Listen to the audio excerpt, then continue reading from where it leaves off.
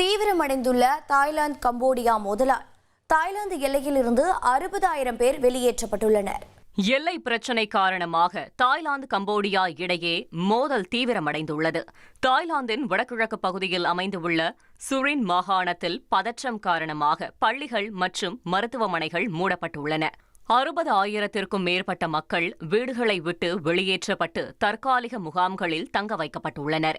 கம்போடிய தாக்குதலில் வீடுகள் சேதமடைந்ததால் உள்ளூர் கிராமவாசிகள் சிலர் பதுங்கு குழியில் தஞ்சம் புகுந்தனர்.